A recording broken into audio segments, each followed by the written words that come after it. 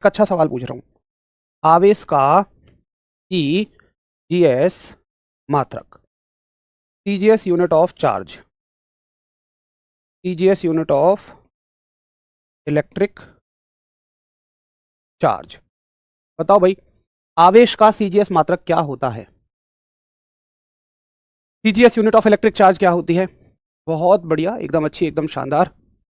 ये concept class है, इसमें हम थ्योरी कवर करते हैं और रात को 9 बजे जो होती है वो क्वेश्चन की क्लास होती है। मतलब उसमें हम जितनी थ्योरी अभी पढ़ लेंगे उससे बनने वाले तमाम क्वेश्चंस को देखते हैं। बहुत बढ़िया, वेरी गुड। गुलाम नहीं होगा, केवल ESU। ESU गुलाम मत कहिए, ESU, केवल ESU, इलेक्ट्रोस्टैटिक यूनिट। बहुत अच्छा उत्तर आप सभी का। और आप खुद फील कर रहे होंगे कि ये थोड़े से गहरे स्तर के सवाल हैं। इन सवालों में काफी हद तक गहराई है। चलिए, तो कल हम लोगों ने पढ़ा, किसके बारे में पढ़ा? आवेश के बारे में। फटाफट से रिवाइज कर लेते हैं। किसी साथी को कोई दिक्कत हो तो पूछिए, नहीं है तो फिर हम आगे चलेंगे। चार्ज के बारे में हमने पढ़ा और हमने देखा कि चार्ज का अर्थ क्या होता है? किसी भी वस्तु पर इलेक्ट्रॉनों का आना या जाना। एक इलेक्ट्रॉन पर चार्ज 1.6 गुणा 10⁻⁻19 समान आवेश प्रतिकर्षित करेंगे और विपरीत आवेश अपोजिट चार्ज एक दूसरे को अट्रैक्ट करेंगे, आकर्षित करेंगे। उसके अलावा हमने सुचालक और कुचालक देखे थे, कुछ कंडक्टर्स के बारे में सीखा और कुछ इंसुलेटर्स के बारे में सीखा था। ठीक है, और हेडिंग डली थी हमारी विद्युत धारा, इलेक्ट्रिक करंट, विद्युत धारा यानी कि इलेक्ट्रिक करंट। और इलेक्ट्रिक करंट को हम या तो कैपिटल आई से दिखा देते हैं, स्मॉल आई से दिखा लेते हैं, दोनों ही इसके सिंबल होते हैं। देखिए, ये जो शब्द है ना, ऐसा नहीं है कि केवल विद्युत के लिए रिजर्व हैं, कि धारा शब्द केवल विद्युत के लिए हो जाएगा, ऐसा नहीं है भाई। धारा शब्द तो जल की धारा भी होती है, और जल की धारा का मतलब क्या होता है? जल का बहना। अगर जल बह रहा है तभी तो जल की धारा कहते हैं। ऐसे ही जब किसी भी वस्तु में जो आवेश है या इलेक्ट्रॉन है, यह हमने कल सीखा था कि दोनों एक ही बात है, आवेश हो या इलेक्ट्रॉन हो, अगर वो बहना शुरू कर देते हैं तो इसको हम विद्युत की धारा कह देते हैं। कितनी आसान, बड़ी आसान बात है। देखिए, जैसे मान लीजिए ये एक पेन है। अब पेन तो भैया कुचालक है। अगर आप किसी कुचालक को देखें, अगर आप किसी इंसुलेटर को देखें, तो इंसुलेटर में इलेक्ट्रॉन आगे नहीं बढ़ पाएंगे।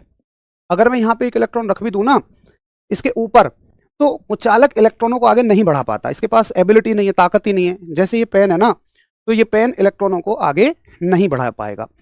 लेकिन अगर इसकी जगह मैं कॉपर का तार ले लूं, तांबे का तार ले लूं, अगर इसकी जगह मैं तांबा ले लूं, कॉपर ले लूं, तो कॉपर में इलेक्ट्रॉन आगे बढ़ेंगे। कॉपर के पास ये ताकत है, क्योंकि भैया कॉपर जो है, कॉपर जो है ये क्या है? एक सुचालक है। तो कॉपर में तो इलेक्ट्रॉन आगे बढ़ना शुरू हो जाएंगे। अच्छा चलो, मैंने देखा कि मान लो इतने बड़े कॉपर के टुकड़े में ये जो इलेक्ट्रॉन है, इसने यहां से यहां तक जाने में मान लो समय लिया 2 सेकंड। तो मैं ये देखूंगा कि इस आवेश ने एक जगह से दूसरी जगह जाने में कितना समय लिया। इसी को हम कह देते हैं विद्युत धारा। भैया, विद्युत धारा का मतलब होता है कि एक आवेश अगर किसी चालक में चल पा रहा है तो एक जगह से दूसरी जगह कितने समय में पहुंच जाएगा। बस इसी चीज को हम विद्युत धारा कहते हैं। इसका मतलब विद्युत धारा का सूत्र बन जाएगा, विद्युत धारा, विद्युत धारा का मतलब हो जाएगा कि भाई आवेश जो है वो कितना समय ले रहा है। यानी कि इलेक्ट्रिक करंट का फॉर्मूला बन जाएगा, इलेक्ट्रिक करंट बराबर कि कोई भी चार्ज एक जगह से दूसरी जगह जाने में कितना टाइम ले रहा है। अब सुनो, हमें केवल ये सीखना है, रटना कुछ भी नहीं है।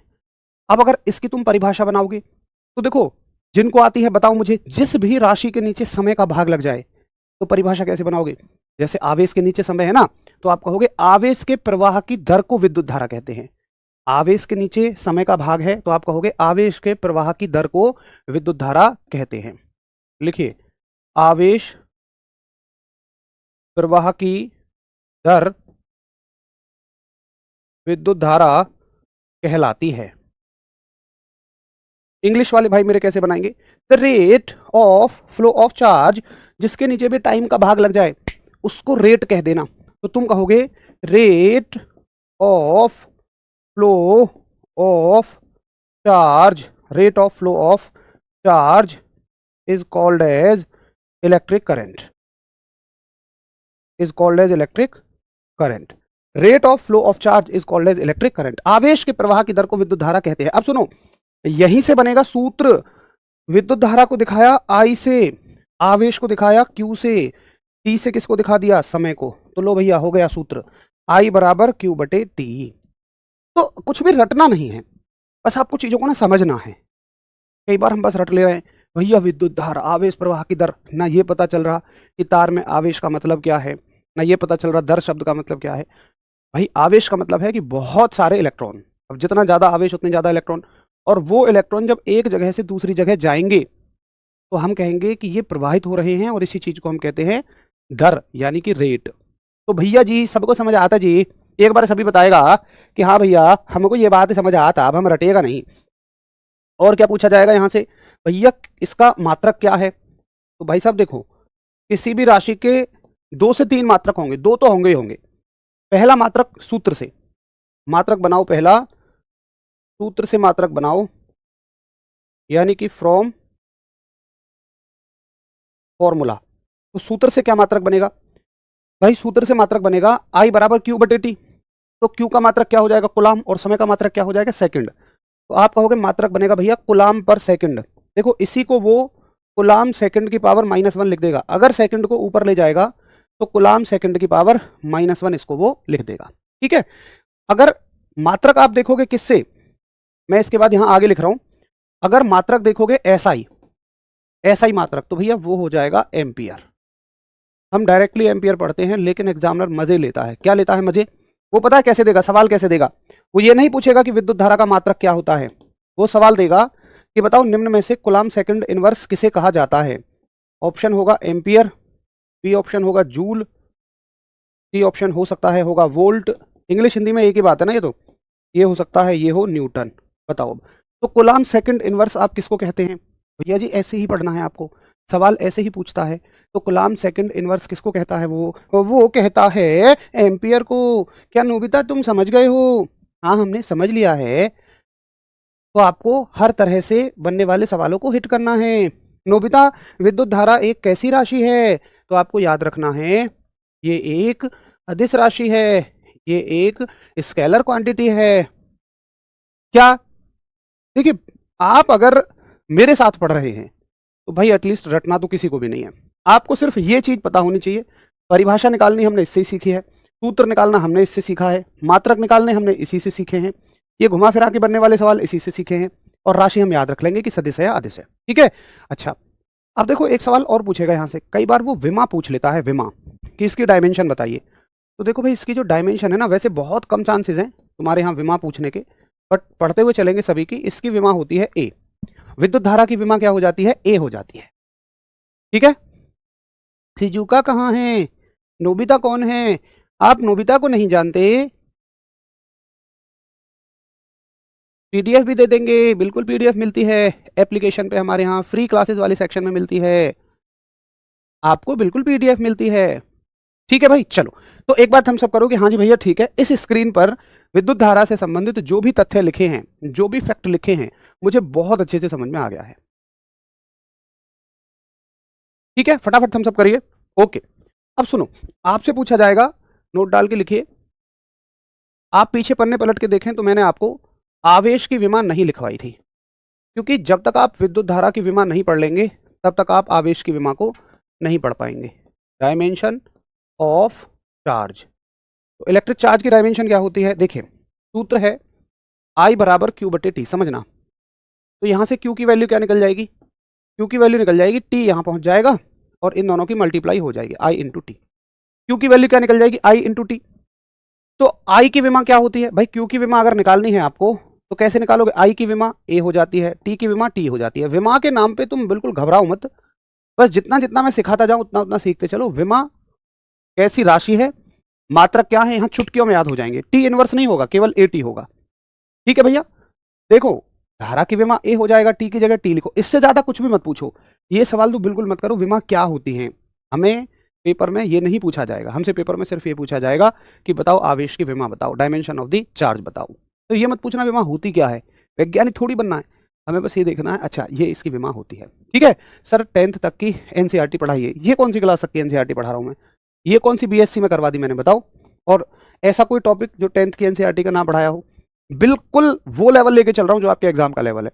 आप जितना हो सके याद करने पढ़ने पे फोकस करिए, लेवल क्या है, कितना कंटेंट दे रहा हूँ, वो सब मेरे ऊपर छोड़ दीजिए, मेरी जिम्मेदारी है, ठीक है। चलो अब भैया मुझे एक सवाल बताओ न्यूमेरिकल, हालांकि न्यूमेरिकल सवाल हम रात वाली क्लास में भी करेंगे, लेकिन एक सवाल बताइए मुझे। वो सवाल पूछेगा कि बताइए हाँ, एक एम्पियर धारा प्रवाहित करने में, एक एम्पियर धारा प्रवाहित करने में कितने इलेक्ट्रॉन लगेंगे? Number of electrons, number of electrons for 1 ampere current. एक एम्पियर धारा प्रवाहित करने में कितने इलेक्ट्रॉनों की जरूरत होगी नोबिता? सोच के बताइए। एक एम्पियर धारा प्रवाहित करने में कितने इलेक्ट्रॉनों की जरूरत लगेगी? ओहो, एक तो तुम लोग ना ये तो कुछ का कुछ आंसर देना छोड़ दो बिल्कुल, मतलब तुम्हें बस ऐसे चाहिए। भैया देखो हमने 2 उत्तर रट लिए, एक तो यू रट लिया, ठीक है, और एक रट लिया यू। अब कुछ भी सवाल आ जाए या तो ये उत्तर होगा या तो ये उत्तर होगा, हो सकता है इनमें से कोई एक सही भी हो, लेकिन थोड़ा सोच के और सॉल्व करके भी दिया करो, है ना। देखो, 1 एम्पियर धारा प्रवाहित करने में कितने इलेक्ट्रॉन लगेंगे? भाई हमें आई का मान दे रखा है 1 एम्पियर, ठीक है। कितने इलेक्ट्रॉन हमें पूछा है, एन पूछा है। क्या समय दिया है? नहीं। अगर समय ना दे तो आप बाय डिफॉल्ट 1 सेकंड मान लोगे, मतलब अपने आप ही 1 सेकंड मान लेना, ठीक है। अपने आप ही आप 1 सेकंड मान लेना समय को। अब सुनो, सूत्र लगाओगे Q बराबर एन ई, ये I बराबर Q बटे टी, ठीक है। अब Q में N तो आ नहीं रहा, तो क्या करोगे, यहाँ I बराबर Q की जगह लिखोगे N गुणा E, कल सूत्र पढ़ा था ना, अपॉन टी। भाई पिछली चीजें याद होनी चाहिए सबको। Q बराबर N गुणा E कहाँ से आया है? तो ये भैया जी हमने कल पढ़ा था, ठीक है। अच्छा, I का मान कितना है? 1, N का मान निकालना है, और E का मान 1.6 गुणा 10 की घात -19, और समय दे रखा है 1 सेकंड। तो N अगर अपनी वैल्यू निकलवाएगा तो ये नीचे पहुंच जाएगा, और ये होगा 1/1.6 गुणा 10 की पावर -19, और ये बन जाएगा 6.25 गुणा 10 की पावर 18 इलेक्ट्रॉन। यानी कि देखो, फील करिए इस चीज को।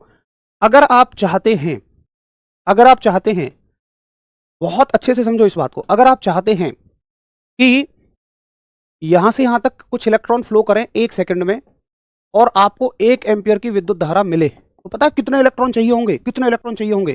भाई आपको चाहिए 6.25 गुणा 10 की पावर 18 इलेक्ट्रॉन। ये पता है कितनी संख्या है? 6.25 गुणा 10 की पावर 18, पता है कितने इलेक्ट्रॉन हो जाएंगे? भैया ये इतने इलेक्ट्रॉन हो जाएंगे, इतने इलेक्ट्रॉन। इतने इलेक्ट्रॉन जब 1 सेकंड फ्लो करेंगे, इतने इलेक्ट्रॉन जब 1 सेकंड फ्लो करेंगे ना, गति करेंगे, तब आपको 1 एम्पियर की विद्युत धारा मिलेगी। आप जो कहते हो ना, आप जो कहते हो ना कि हमारे यहाँ पर 1 एम्पियर की विद्युत धारा फ्लो हो रही है, 1.5 एम्पियर की विद्युत धारा फ्लो हो रही है, तो भाई इतने सारे इलेक्ट्रॉन फ्लो होने चाहिए। एक बार फटाफट हम सब करो कि हाँ भैया थोड़ा सा फील आया हमें, कितने सारे इलेक्ट्रॉन हैं।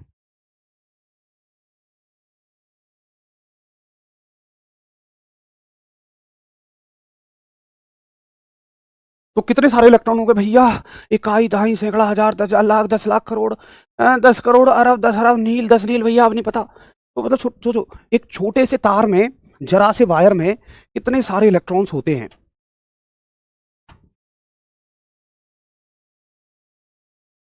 एक जरा से तार में कितने सारे इलेक्ट्रॉन फील होते हैं। तो ये सवाल आपसे अगर पूछा जाए कि 1 एम्पियर धारा प्रवाहित करने में कितने इलेक्ट्रॉन लगेंगे, तो 1 सेकंड में 1 एम्पियर धारा प्रवाहित होने में इतने इलेक्ट्रॉन लगेंगे। अब सुनो भैया, इसको ना सॉल्व करोगे जब तो ये आएगा, बट ये एक स्टैंडर्ड सवाल है, तो इसको आप सीधा सीधा याद रखिएगा, ठीक है। एन क्या है, प्लीज आप एक बार कल की क्लास देखो।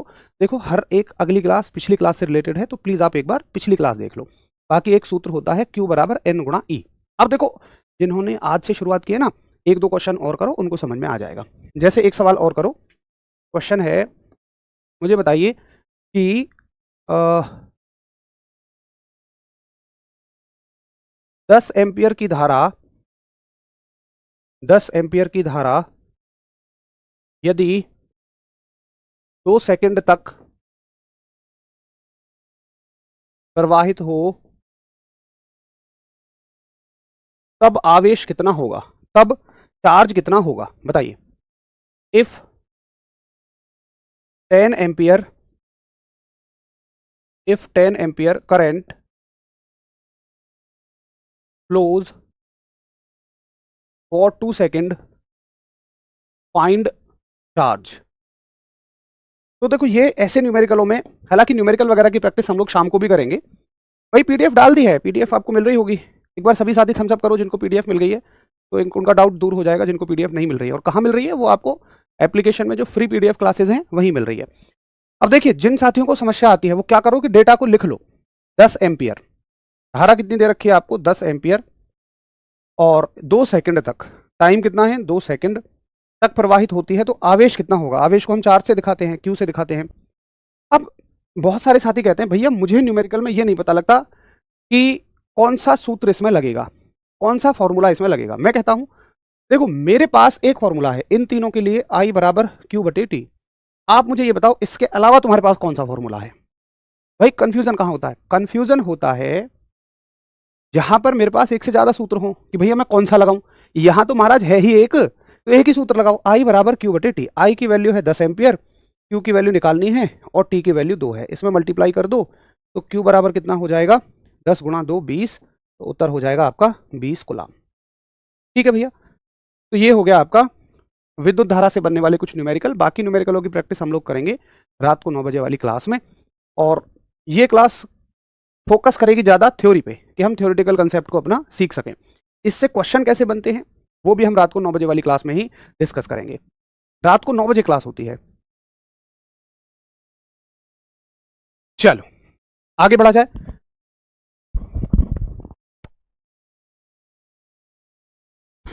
चलिए, तो ये हो गया हमारा दूसरा कंसेप्ट। अब चलते हैं तीसरे कंसेप्ट की तरफ। एक बार चेक करना पीडीएफ नहीं डली क्या क्लास की,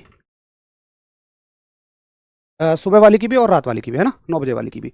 चलिए तीसरा कंसेप्ट है हमारा विद्युत विभव, यानी कि इलेक्ट्रिक पोटेंशियल। इलेक्ट्रिक पोटेंशियल और विद्युत विभव को हम दिखाते हैं V से। देखो ये ना सब, ये सब समझने वाली चीजें हैं, ये फील करने वाली चीजें हैं, तभी आपको असल में पता लग पाएगा कि कैसे कहाँ इलेक्ट्रॉन चल रहे हैं। अगर सिर्फ हमें इन्हें ऊपर ऊपर से पढ़ेंगे तो वो मज़ा नहीं आएगा। पीडीएफ मिल गई है ना, बहुत सारे साथियों को मिल गई है, डाल दी गई है ना पीडीएफ। कोई बात नहीं, मैं जिनको नहीं मिल पा रही है उनको बता देता हूँ कि कैसे देखनी है, शायद वो देख नहीं पा रहे होंगे पीडीएफ को। देखिए भैया विद्युत विभव क्या होता है। देखो हमने कहा कि दो समान प्रकृति के आवेश एक दूसरे को प्रतिकर्षित करते हैं, रिपेल करते हैं। अब मैंने क्या किया कि एक आवेश लिया, मान लो प्लस के 10 कूलाम का। अब मुझे एक बात बताओ, ये प्लस के 10 कूलाम का आवेश हर एक धन आवेश को क्या करेगा, प्रतिकर्षित करेगा या आकर्षित करेगा, यानी कि पॉजिटिव चार्ज को ये रिपेल करेगा या अट्रैक्ट करेगा, जल्दी बताइए। ऋषभ बाबू कह रहे हैं अनंत से किसी आवेश को बिंदु तक लाने में किया गया कार्य विद्युत विभाग कहलाता है। अरे विद्युत विभाग नहीं यार, विद्युत विभव। विभव बताओ भाई जल्दी क्या करेगा। अरे कुछ ने कह दिया अट्रैक्ट। अरे भैया कल मैंने आपको समझाया था कि अगर एक प्लस का आवेश है और दूसरा प्लस का आ जाए तो वो उसको दूर भगाता है, वो उसको रिपेल करता है। ये तो महान आसान बात है भाई। दोनों पीडीएफ डली हुई है, आप कहाँ जाएंगे, पीडीएफ क्लासेस वाले फोल्डर में जाएंगे, दिखाना एक बार भाई। हाँ मैं समझ गया, और मेन चैनल पे होगी ना ये। हाँ रफ्तार बैच क्रैश कोर्स है ना। देखो यार सारी पीडीएफ डली हुई है, किन साथियों को पीडीएफ नहीं मिली। क्यों भैया, ये हो गया पीडीएफ क्लास, और यहाँ पे क्लिक करोगे रोजगार विद अंकित, और भैया ये हो जाएगा Raftaar batch crash course view course, और ये हो गया फिजिक्स, और फिजिक्स की पीडीएफ। ये हो गई ना कल की पूरी पीडीएफ, तो है बोर्ड पीडीएफ पूरी डली हुई है। चलो भैया बहुत बढ़िया, थैंक यू हरीश बाबू। ठीक है भाई, चलो। हाँ तो आप कह रहे हो कि भैया जी ये जो है उसको रिपेल करेगी, ये उसको प्रतिकर्षित करेगा। चलो बहुत बढ़िया। अब मैं आपसे पूछता हूं कि क्या ये प्लस के आवेश को कितनी भी दूरी को प्रतिकर्षित कर देगा। मान लो ये दिल्ली में बैठा है, तो क्या मुंबई के प्लस के चार्ज को रिपेल कर देगा, या हिंद महासागर पे बैठे हुए चार्ज को रिपेल कर देगा, या कन्याकुमारी पे बैठे हुए चार्ज को धक्का दे देगा। आपको कैसा लगता है बताइए जरा, फटाफट से बताइए। ऐसा तो नहीं है यार, इसकी भी भैया एक लिमिट ही तो होगी, एक निश्चित सीमा होगी। तो हर एक आवेश की दूसरे आवेश को अपनी तरफ खींचने की या दूर भगाने की एक निश्चित सीमा होती है। मान लो इसकी निश्चित सीमा ये है, तो ये क्या कहता है किसी भी आवेश से, जैसे मान लो यहाँ पे एक +3 कूलाम का आवेश घूम रहा है ऐसे, तो ये इससे कहेगा कि देख सुन भैया +3 कूलाम के आवेश, तू यहाँ के बाहर तो कहीं घूमता रहे, जो तेरा मन हो कहीं घूम कुछ भी कर, लेकिन अगर तूने यहां एंट्री लेने की कोशिश की ना तो फेंक के मार दूंगा। कैसे फेंक के मारेगा? ये कहेगा जी हाँ तू फेंक के मार देगा हमें। तो जैसे ही ये अंदर जाने की कोशिश करेगा ना, ये वाला चार्ज इसको धक्का दे देगा। देखो देगा तो ये भी इसको धक्का, लेकिन यार समझो ना, ये भारी है, ये बेचारा हल्का है, तो ये दूर चला जाएगा। अब तुम वहां से निकल के जा रहे हो, टिक टिक टिक टिक, ये चार्ज बेचारा रो रहा है, तुम कहोगे अरे क्या हो गया भैया? ये कहेगा मुझे उसके पास जाना है, वो मुझे धक्का दे रहा है। तुम कहोगे चल मैं तेरी मदद करूंगा। तुम भैया इस पर ऐसे पकड़ोगे इसे और इसको धक्का देना शुरू कर दोगे, चल भाई चल। अब देखो यहां तक तो तुम्हें भी कोई समस्या नहीं होगी, फील करना इस चीज को, रटना मत, फील करना। जैसे ही आप इसके अंदर जाओगे आपको लगेगा कि इसको कोई धक्का इधर की तरफ दिया जा रहा है। अब भैया उस धक्के को झेलने के लिए तुम्हें एक बल लगाना पड़ेगा, एक फोर्स लगाना पड़ेगा, और तब तुम इसे यहां तक लेकर आओगी। और अभी भी यहां रोके रखने के लिए तुम्हें ताकत लगा के रखनी पड़ेगी, क्योंकि जैसे ही तुम इसे छोड़ोगे फटाक से ये पीछे फेंक के मारा जाएगा। तो भैया आपने एक बल लगाया किसी वस्तु को कुछ दूरी तक विस्थापित करने में, एक फोर्स लगाया किसी ऑब्जेक्ट को डिस्प्लेस करने में। तो अगर आप कार्य की भाषा जानते हो, कार्य की परिभाषा, तो यही कार्य की परिभाषा है, यही वर्क की डेफिनेशन है। कार्य का मतलब होता है किसी भी वस्तु पर फोर्स लगाने से उसमें डिस्प्लेसमेंट आ जाए, किसी भी वस्तु पर बल लगाने से उसमें विस्थापन आ जाए। तो तुमने एक काम किया, यहां पे तुमने एक वर्क किया। अब देखिए इसी कार्य को हम यहां पर विद्युत विभव कह देते हैं, इलेक्ट्रिक पोटेंशियल कह देते हैं। अब तुम्हारा सवाल यह होना चाहिए यार भैया जब एक इतना अच्छा खासी परिभाषा है, कार्य है, तो यहाँ पे काय को ये विभव विभव कह रहे हैं? भाई सिंपल इतना पढ़ लो ना कि किसी आवेश पर किया गया कार्य, बस इतना पढ़ लो, काय को विद्युत विभव पढ़ना। यहां तक ये बात समझ में आ गई? पहले एक बार बताइए कि यार चलो मैंने कार्य पढ़ रखा है, और यहां जब यही बात है कि भाई आवेश पे काम हो रहा है, तो इसको इतना ही कह दो ना, काय को विभव विभव कह रहे हो, काय को पोटेंशियल कह रहे हो। लेकिन सुनो, अगर मैं, ये सवाल समझ में आता है, लेकिन अगर भैया मैं यहां पर केवल कार्य कहता हूं, चलो मैं कहता हूं कि यहां पे 10 जूल का कार्य होता है, तो क्या आपको ये पता लगेगा कि ये कार्य किसी आवेश को एक जगह से दूसरी जगह ले जाने में हुआ है, एक चार्ज को ले जाने में हुआ है, या किसी मशीन ने कार्य किया है, या कोई जानवर किसी बैलगाड़ी को खींचने में कार्य कर रहे हैं, या कोई पवन चक्की कार्य कर रही है? तो यहाँ पे असल में कार्य का पता नहीं लग पाएगा। इसलिए हमने इस कार्य का एक स्पेशल नाम दे दिया विद्युत विभव। मतलब मैं अगर कहीं कहता हूं ना कि वहां पर विद्युत विभव है, तो आपको ये तुरंत पता लग जाएगा कि भाई हो तो कार्य ही रहा है, लेकिन वो किसके लिए हो रहा है? चार्ज के लिए हो रहा है, आवेश के लिए हो रहा है। कोई मशीन वहां पे कार्य नहीं कर रही, कोई इंसान वहां पे कार्य नहीं कर रहा, कोई घोड़ा वहां पे कार्य नहीं कर रहा, कोई पवन चक्की वहां पर कार्य नहीं कर रही। तो करिए एक बार हम सबके, हाँ जी भैया मुझे बहुत अच्छे से बात समझ में आ गई है कि नई परिभाषाएं क्यों बनती हैं। तो विद्युत विभव का मतलब क्या हो जाएगा? इलेक्ट्रिक पोटेंशियल का मतलब हो जाएगा कि कितना कार्य किया गया किसी भी आवेश पर, कार्य बटे आवेश, यानी कि work done on A charge. Work done on A charge, यही क्या कहलाता है? विद्युत विभव कहलाता है, इलेक्ट्रिक पोटेंशियल कहलाता है। तो आप इतनी बड़ी बात ना कह के कि किसी आवेश पर कुछ कार्य हो रहा है, आप बड़ी सिंपल सी बात कहो भैया एक विद्युत विभव है, तो सब समझ जाएंगे कि इलेक्ट्रॉन प्रोटॉन न्यूट्रॉनों पर कुछ ना कुछ कार्य हुआ है, या आवेश पर कुछ कार्य हुआ है, चार्ज पर कुछ कार्य हुआ है। ठीक है भैया, इसका सूत्र बनाएंगे आप, तो आप कहेंगे भैया भैया इसका सूत्र तो बहुत आसानी से बन जाएगा भैया, V बराबर, कार्य को हम W से दिखाते हैं, आवेश को हम Q से दिखाते हैं, तो ये सूत्र क्या बन जाएगा? ये सूत्र V बराबर W बटे Q बन जाएगा। इसकी परिभाषा क्या लिखेंगे? तो आप लिख सकते हो कि भैया किसी आवेश को एक बिंदु से दूसरे बिंदु तक लाने में किया गया कार्य, किसी, या ऐसे लिख दो बस सिंपल, किसी आवेश पर किया गया कार्य, किसी आवेश पर किया गया कार्य, यानी कि work done on A charge. ठीक है, या देखो कई बार वो ऐसे डेफिनेशन भी दे देता है। एक इसकी दूसरी डेफिनेशन पता है क्या है? दूसरी डेफिनेशन है कि किसी आवेश को अनंत से किसी बिंदु तक लाने में किया गया कार्य है। ये भी एक ही बात है, किसी आवेश को, किसी आवेश को अनंत से किसी बिंदु तक लाने में किया गया कार्य, ठीक, यानी कि work done to bringing a charge from infinite to a point, ठीक है। करिए एक बार थम्स अप की, ठीक है, ये दोनों परिभाषाएं मैं समझ लूंगा। मतलब यहाँ पे वो अनंत भी कह सकता है, इनफाइनाइट से भी कह सकता है, और वो सिंपल भी कह सकता है, ये दोनों ही डेफिनेशन इसकी हैं। बहुत बढ़िया, नेक्स्ट न्यूज भाई। ऐसे भी बोल सकता है वो कि एकांक आवेश पर किया गया कार्य, मतलब आप समझ जाओगे, चिंता मत करो, अब आप इस लायक हैं। अच्छा जी, आगे देखें, आगे कुछ समझते हैं। तो ये तो हो गया, परिभाषा हो गई, इसका सूत्र हो गया। अब फिर से वही बात है, बताओ इसका मात्रक क्या होगा, इसकी यूनिट क्या होगी। तो यूनिट पहले मुझे सूत्र से बताओ, यानी कि फ्रॉम दी फॉर्मूला। तो आप कहोगे भैया कार्य का मात्रक ऐसा, कार्य का मात्रक जूल और क्यू का मात्रक कुलाम। तो आप कहोगे ये होगा जूल पर कुलाम, या इसी को क्या लिख सकता है वो, जूल कुलाम इनवर्स। लेकिन ये ऐसा ही मात्रक तो नहीं है। अगर आप इसका ऐसा ही मात्रक देखोगे तो ऐसा ही मात्रक बनेगा वोल्ट, ऐसा ही मात्रक बनेगा वोल्ट, ठीक है। अच्छा, इसकी डायमेंशन पूछ सकता है, विमा पूछ सकता है। तो डायमेंशन जो है,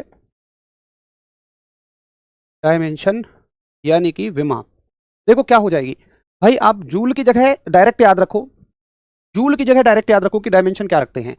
तो जूल की जगह याद रखते हैं हम ml t-2, ये डायरेक्टली रट्टा मार दो। अच्छा, गुलाम की जगह क्या याद रखते हैं, तो गुलाम की जगह हम याद रखते हैं at, पीछे हमने अभी पढ़ा था, नीचे at है, तो ये हो जाएगा ml। अब देखो t, ये प्लस की एक है, ऊपर जाके माइनस की हो जाएंगी, तो माइनस की दो और माइनस की एक, माइनस की तीन हो जाएंगी, और a ऊपर जाके किसका हो जाएगा, माइनस का। तो आप डायमेंशन में ज्यादा मत घुसो, विमा में ज्यादा मत घुसो, सिर्फ ये देखो कि विमा कैसे निकलेगी।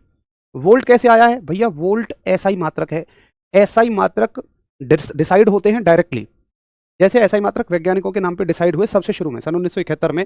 तो ये बता दिया गया कि भाई बल का मात्रक न्यूटन होगा, कार्य का मात्रक जूल होगा, मतलब जिन वैज्ञानिकों ने उस क्षेत्र में ज्यादा योगदान दिए, जैसे वोल्ट साहब थे, ये एक वैज्ञानिक का नाम है, सरनेम है वोल्ट, जैसे किसी का मान लीजिए कुमार होता है, सिंह होता है, वैसे ही सरनेम है ये।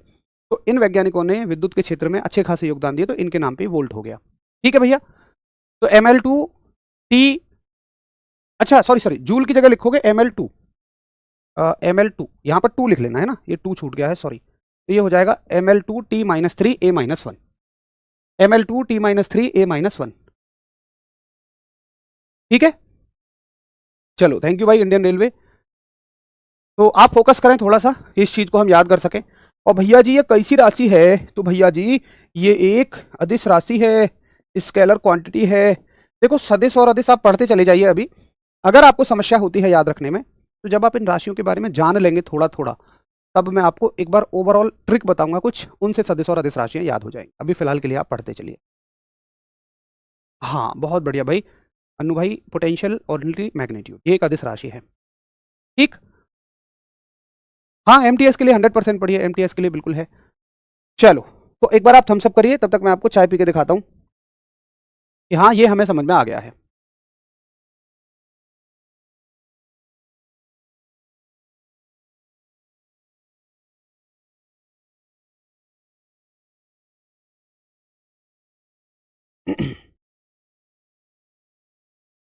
चलिए भैया, अब देखो इससे न्यूमेरिकल क्या बनेंगे, क्वेश्चन क्या बनेंगे, वो मैं आपको रात के 9 बजे वाली क्लास में कराऊंगा। बट इतना मान लेना कि ग्रुप डी के लिए ये एक बहुत जरूरी सूत्र है, ये बहुत इंपॉर्टेंट फॉर्मूला है ग्रुप डी के लिए। तो देखो आप एक काम और करते चलो, कि जितने भी सूत्र आए एक छोटी सी कॉपी बना लो, और उस कॉपी में उन सभी सूत्रों को याद करते चलो। जैसे अभी तक जो हमारे पास सूत्र आए हैं वो कितने आए हैं। पहला सूत्र आवेश में हमने सीखा था आई बराबर क्यू बराबर एन ई, फिर हमने पढ़ा था आई बराबर क्यू बटे टी। अब क्यू की जगह पर देखो एन ई भी लिख सकता है वो, तो सूत्र ये भी बन सकता है, मतलब आई के दो सूत्र बन जाएंगे, ठीक है। तीसरा सूत्र क्या बना हमारा, वी बराबर डब्ल्यू बटे क्यू। अच्छा क्यू की जगह पे फिर से वही एन ई भी लिख सकता है, तो क्यू बराबर एन ई भी हो जाएगा। तो ये इतने सारे सूत्र हमारे पॉसिबल हैं, इन सभी सूत्रों को आप एक कॉपी में लिखते हुए चलिए।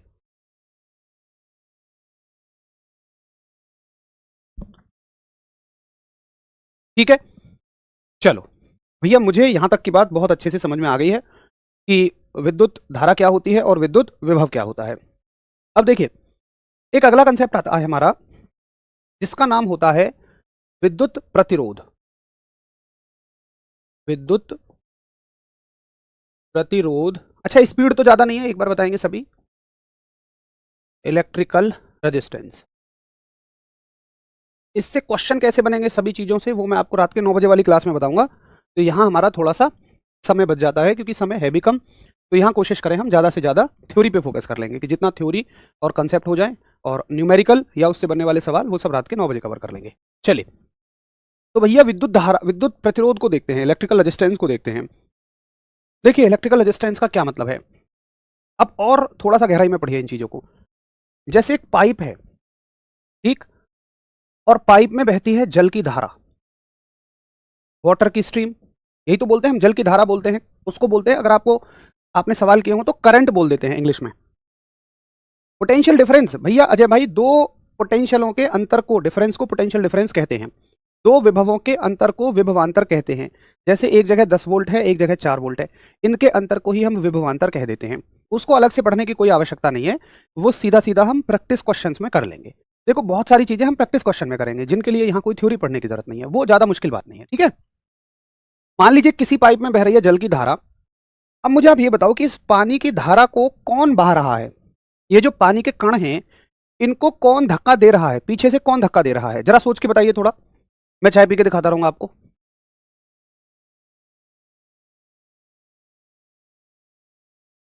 विद्युत विभवांतर चैप्टर थोड़ी है भैया, वो एक छोटा सा कंसेप्ट है। विभव के अंतर को विद्युत विभवांतर कहते हैं, जिसको विभव समझ में आ गया उसको विद्युत विभवांतर समझ में आ जाएगा।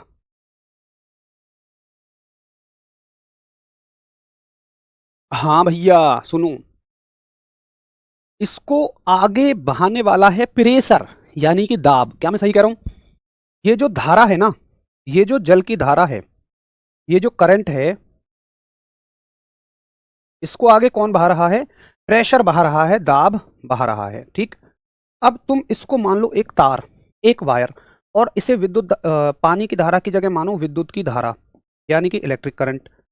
तो भाई जो इसको आगे बहाता है ना, विद्युत धारा को आगे बहाता है, और सुनो, फील करो, अंदर जाओ और थोड़ा, विद्युत धारा का मतलब क्या होगा कि भाई बहुत सारे इलेक्ट्रॉन चल रहे होंगे।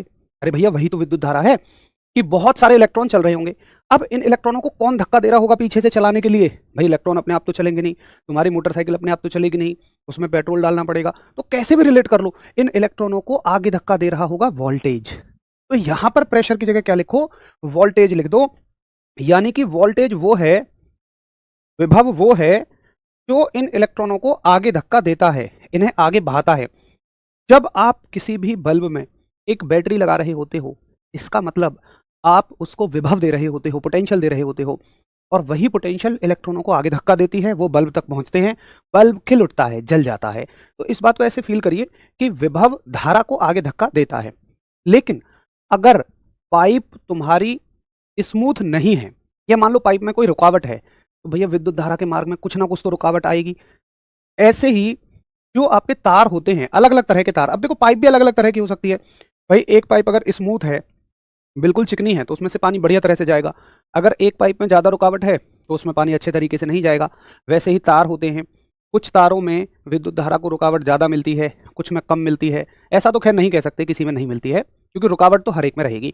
तो भैया विद्युत धारा को अगर कोई रोकने की कोशिश करेगा, अगर मान लो यहाँ कोई रुकावट है, कुछ भी है, और वो विद्युत धारा को रोकने की कोशिश करे, तो इसी चीज को आप कहते हो प्रतिरोध, यानी कि रेजिस्टेंस। शब्द देखो, प्रतिरोध का मतलब क्या है, रेजिस्टेंस विद्युत धारा के लिए रिजर्व नाम नहीं है भाई। प्रतिरोध का तो सिंपल मतलब है, अगर तुम्हारी पढ़ाई में भी कोई अवरोध आ रहा होता है, कई बार तुम उसको अवरोध बोलते होते हो, प्रतिरोध बोल दो। तो अगर विद्युत धारा के मार्ग में कोई रुकावट है तो उसे विद्युत प्रतिरोध कह देते हैं, इलेक्ट्रिकल रेजिस्टेंस कह देते हैं। तो बड़ी सिंपल सी बात, ऐसे ही जोड़ जोड़ के पढ़ो जितना आसान हो सके। तो आप कहेंगे कि भैया विद्युत प्रतिरोध क्या होता है, कि भैया जी विद्युत धारा के मार्ग में, विद्युत धारा के मार्ग में रुकावट विद्युत प्रतिरोध कहलाती है। यानी कि obstacle in the path of current is called as electric resistance। ठीक, कि विद्युत धारा के मार्ग में रुकावट को विद्युत प्रतिरोध कहते हैं। ठीक, अब कई बार आप लोग क्या सोचते हो कि भैया विद्युत प्रतिरोध का जो फॉर्मूला है ना वो यहां से निकलता है, V बराबर आई आर, तो भैया R बराबर V बटे आई, ये विद्युत प्रतिरोध का फॉर्मूला होता है। नहीं, आप ये बात गलत सुन रहे होते हो। विद्युत प्रतिरोध का सूत्र क्या है, या ये कहां से निकलता है, या किन चीजों पर ये निर्भर करता है। विद्युत प्रतिरोध घटाना है, बढ़ाना है। देखो, विद्युत प्रतिरोध एक बड़ा टॉपिक है, बहुत बड़ा टॉपिक है, तो इसको बिल्कुल आराम आराम से पढ़ते हुए चलेंगे, सारी चीज़ों को बढ़िया बढ़िया से तरह से पढ़ेंगे जितनी पेपर में पूछी जाती हैं। तो यहाँ के बाद हम लोग कल शुरू करेंगे, क्योंकि अभी हमारी दूसरी क्लास का समय हो जाएगा और विद्युत प्रतिरोध एक बड़ा टॉपिक है, इसको फिनिश करने में मुझे समय लगेगा। तो कल का पूरा डिस्कशन प्रतिरोध और प्रतिरोधकता पर चलेगा। SSC GD की साइंस बिल्कुल हो जाएगी। ठीक है साथियों, तो भैया रिक्वेस्ट है कि जब आप रात 9 बजे की क्लास में मिल रहे हों तो इतना एटलीस्ट आप याद करके आएंगे, और साथ के साथ ना पुराने वाले पे भी नज़र मार लिया करो, जितना आपने कल पढ़ा ना। अब देखो, अगर आपने उसको कल रिवाइज किया था तो मुश्किल से 5 मिनट लगे होंगे, 7 मिनट 10 मिनट लगे होंगे। अगर किसी को 10 मिनट लग रहे थे ना तो आज उसको बस 6-7 मिनट ही लगेंगे, और अगर किसी को 5 मिनट लगे थे तो 2-3-4 मिनट लगेंगे, कम ही समय लगेगा। मतलब उसको ना जितना हो सके बार बार रिवाइज करो, जितना हो सके मैक्सिमम रिवाइज करते हुए चले जाओ। ठीक है भैया, विमा के बारे में अंदर मत जाओ गहराई में कि क्या होता है, कैसे आती है, क्यों आती है। सिर्फ याद कर लो कि भैया इसकी विमा ये होती है, बाकी मैं आपको निकालनी सिखा दूंगा। 3-4 याद कर लो, उसके अलावा सब हम निकालनी सीख लेंगे। ठीक है भैया, चलिए जी। तो अब हम लोग आराम से बढ़िया से रात को 9 बजे क्वेश्चंस कर रहे होंगे इसके। उम्मीद है आप सभी रिवाइज करके आएंगे। कंटेंट ओवर हो चुका है, सिर्फ मुझे आपसे बस 30 सेकंड 1 मिनट की अपनी एक बात कहनी है। जिन साथियों को नहीं सुननी है वो जा सकते हैं, जिनको सुननी है वो रुके रह सकते हैं। देखिए, अभी मैं देख रहा हूँ कि कमेंट सेक्शन में हालांकि 95% और उससे भी ऊपर साथी वो हैं जिन्हें वाकई में ग्रुप डी का एग्ज़ाम निकालना है, वो बिल्कुल सीरियस हैं। और अब मैं मानता हूं कि अब तो सभी ही सीरियस होंगे, लेकिन फिर भी कुछ 5% साथी हमारे ऐसे अभी बचे हुए हैं जो थोड़े से सीरियस नहीं हैं, जिनके पास इधर उधर की बातें होती हैं, ये बात कह दी वो बात कह दी। तो साथी, मैं आपसे कहूँगा कि अगर आप वाकई में सीरियस हैं तो आप बिल्कुल 100% अपना फोकस पढ़ाई पे करिए। अपना जाइए, लाइब्रेरी ज्वाइन करिए, या घर में अगर आपके माहौल है पढ़ने का, बैठिए पढ़िए। जितना ये क्रैश कोर्स और प्रैक्टिस सेट है, मैं कहता हूँ ये वरदान है। अगर आप इनके सभी प्रश्नों को, सभी कंसेप्ट को बिल्कुल घोल कर पी जाएंगे तो डेफिनेटली आप एग्जाम में अच्छा कर पाएंगे। लेकिन अभी भी अगर आप सीरियस नहीं हैं, मतलब आपने बस एक जोश आया जब फॉर्म आए, फिर एक जोश आया जब एग्जाम की डेट आई, बट हर 5 दिन बाद, हर 2 दिन बाद वो जोश आपका ठंडा पड़ जा रहा है, फिर से आप उसी रवैये को फॉलो कर रहे हैं, तो मतलब मुझे लगता नहीं कि आप एक सही दिशा में हैं। मतलब सोचिए ना कि आप कितने गोल्डन टाइम को, भाई सुबह का टाइम इतना प्यारा समय होता है, और आप उठ भी रहे हैं, फ़ोन भी सामने रख रहे हैं, उसके बाद आप सिर्फ यहाँ कमेंट सेक्शन में बातचीत कर रहे हैं।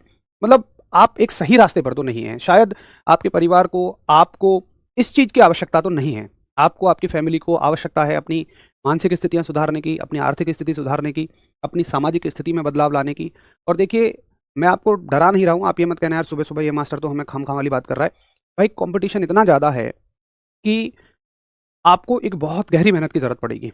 ऐसा नहीं है कि सरकारी नौकरी कोई नहीं ले रहा, लेकिन दूसरी तरफ आप ये भी सोचिए कि सब भी नहीं ले पा रहे हैं। इसका मतलब ये समझ में आता है कि गवर्नमेंट जॉब लेना आज एक ऐसी टास्क बन गया है कि जो ना तो असंभव है बट आसान भी नहीं है। यानी कि आपको एक स्तर तक की मेहनत तो करनी पड़ेगी। हर परीक्षा एक लेवल तक का एफर्ट्स मांगती है, वो एफर्ट आपको डालने पड़ेंगे। जब तक आप अपना ध्यान इधर उधर भटका कर रखेंगे तब तक वो एफर्ट्स तो आपके नहीं जा पाएंगे। इसलिए कोशिश करिए बिल्कुल फुल्ली फोकस्ड होकर 100% एफर्ट इस पे डालने हैं, तभी आप ये उम्मीद कर भी सकते हैं कि हाँ हमारा एग्जाम निकलेगा। चलिए, उम्मीद है आप बात को समझेंगे और फिर हम लोग कल मिलेंगे। नमस्कार, धन्यवाद, जय हिंद।